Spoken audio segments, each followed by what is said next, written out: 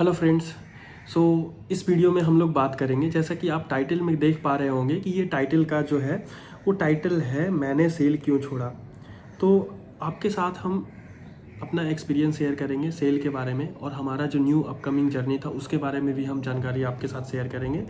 तो चलिए इस वीडियो में हम आगे बढ़ते हैं और आपसे जानकारी हम शेयर करते हैं। तो ये बात है गेट 2022 की, जब हमारा सिलेक्शन एनटीपीसी और सेल दोनों में हो गया था। तो एनटीपीसी उस टाइम जो सिलेक्शन लेता था वो डायरेक्ट आपको कट ऑफ पे लेता था, जैसे आपका गेट स्कोर पे लेता था।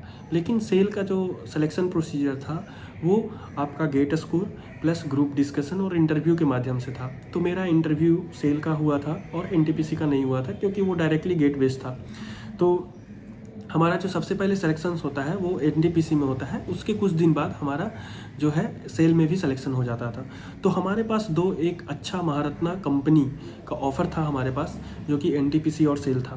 तो सेल में हमने ज्वाइन किया, होपिंग दैट उसका जो लोकेशन है tyre 2 cities like Rourkela, Bokaro, आपका भिलाई, ये सब अच्छे अच्छे लोकेशंस में उसकी पोस्टिंग होती थी। तो हमने डिसाइड किया कि हम सेल ज्वाइन करेंगे। तो सेल ज्वाइन किया, उसके बाद उसका सबसे पहले ट्रेनिंग भिलाई में दी गई, और सेल प्लांट के बारे में, सेल क्या करता है, और SAIL being a manufacturing company, steel manufacturing company, उसका जो प्रोफाइल था अच्छा था इनिशियली, और सारी ट्रेनिंग दी गई हमारी। तो उसके बाद हमारा जो जर्नी था वो सेल के पहले एक पीएसयू एक प्राइवेट कंपनी में था, जो कि हमारा एक्सपोजर ऑलरेडी एक ऑयल एंड गैस सेक्टर का जो है हल्दिया पेट्रोकेमिकल्स में मिला था। तो वहाँ पे हमारा मेंटेनेंस में एक्सपोजर मिल चुका था, इलेक्ट्रिकल मेंटेनेंस रिलेटेड हम फेमिलियर भी हो चुके थे। तो यहाँ पे भी जो सेल में प्रोफाइल था वो एज ए मेंटेनेंस इंजीनियर ही था। तो जो कि मेरा एक रीज़न था सेल ज्वाइन करने का। लेकिन एनटीपीसी में जो था वो प्रोफाइल था ऑपरेशन इंजीनियर। तो कहीं ना कहीं मेरा मेंटेनेंस के प्रति लीनियंसी बढ़ता गया, जिसके कारण मैंने सेल ज्वाइन किया। तो हम आपसे बात करेंगे सेल का, उधर का प्रोफाइल कैसा रहता था, कौन कौन सा डिपार्टमेंट रहता था, उसके बारे में हम बात करेंगे आपका, जो कि है लाइफ एट सेल, है ना। तो लाइफ एट सेल में वहाँ पे अलग, जैसे कि ये एक हैवी इंडस्ट्री है जो कि स्टील मैन्युफैक्चर करती है। तो वहाँ पे अलग अलग departments like R M H P होते थे, CUNCC होते थे, ब्लास्ट फर्नेस, और आपका HRM, CRM, लैब्स, ये सब अलग अलग डिपार्टमेंट्स होते थे। तो ये हमारा जो था इनिशियली ट्रेनिंग फेज़ में ही था, और इनिशियली 3 महीने का बोकारो में ट्रेनिंग दी गई थी, जिसमें कि क्लासरूम ट्रेनिंग और ऑन साइट ट्रेनिंग भी दी जाती थी। तो हमारा जो है सेल के बारे में और उसका मेंटेनेंस प्रोसीजर के बारे में, वहाँ के कल्चर के बारे में काफ़ी कम एडजस्ट हो चुके थे। और बोकारो एक अच्छा शहर था, ग्रीन शहर था। तो वहाँ पे हमारा एम्प्टी हॉस्टल्स मिला था, तो वहाँ पे हम स्टे कर रहे थे। तो जैसे ही हमारा ट्रेनिंग चल रहा था, सब कुछ हम एडजस्ट भी हो रहे थे। तो हमारा जो था आगे आने वाला, जैसे हम ONGC में भी ऑलरेडी एक इंटरव्यू दे चुके थे, और हमें आशा था कि उसमें भी एक अच्छा रिज़ल्ट आएगा। तो जो ONGC का रिज़ल्ट में हमारा सिलेक्शन हो गया, उसके बाद हमने डिसाइड किया कि हमें कहाँ जाना चाहिए। तो मैंने बहुत सारे सीनियर से, लिंक्डइन से, प्रोफाइल से बात किया, और ONGC का वर्क कल्चर, वहाँ का जॉब प्रोफाइल रिलेटेड हमने बात किया। तो उसके बारे में भी पता चला, और हम जो करेंट सेल में थे उसके बारे में भी हमें जानकारी थी।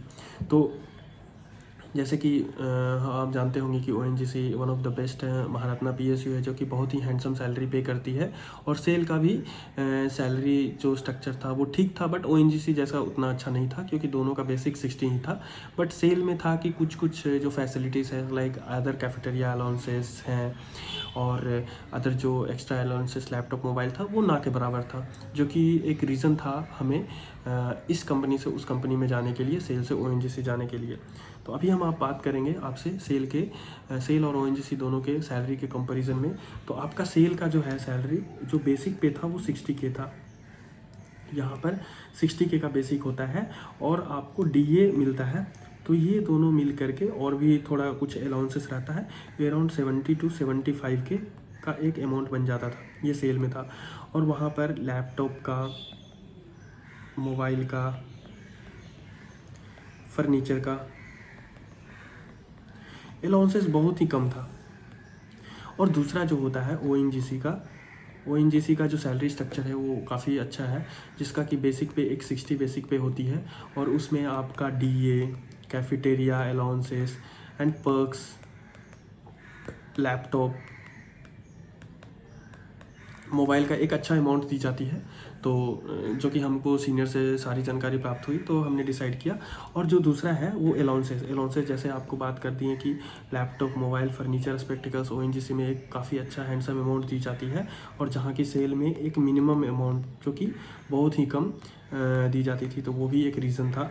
और तीसरा है पीआरपी, जो परफॉर्मेंस रिलेटेड पे है, जो कि कंपनी का ग्रोथ, कंपनी का प्रॉफिट पे डिपेंड करती है उसका। तो पीआरपी बीइंग ओएनजीसी जो कि एक अच्छा प्रॉफिट मेंटेन करती है और सेल भी करती है, लेकिन उसका बहुत सारा ग्लोबल फैक्टर्स पे डिपेंड करता है। तो जो ओएनजीसी का जो पीआरपी जो अमाउंट था वो ज़्यादा था एज़ कम्पेयर टू सेल, जो कि हमें ये सीनियर से जानकारी प्राप्त हुई। तो this was also one of the reason. और fourth reason that is the dream company like in oil and gas sector, you know that ONGC is one of the best company, Maharatna company, which offers a good amount of salary with the good locations and the good work culture. So और हमारा तो ये सब reason था जिससे कि हमारा leniency और ONGC के प्रति बढ़ता गया। तो ये हमारा था जर्नी, जो कि सेल से ONGC जाने का सफ़र था, जो हम आपके साथ साझा किए। तो ऐसे ही हम इंफॉर्मेटिव वीडियोस, एक्सपीरियंस आपके साथ शेयर करते रहेंगे इस चैनल के माध्यम से। तो इसे मैक्सिमम लोगों तक पहुंचाएं। अगर आप भी इस तरह का इन्फॉर्मेशन या डाउट है या कुछ जानकारी जानना चाहते हैं, तो इस चैनल पे आपको बिल्कुल दी जाएगी। Thank you.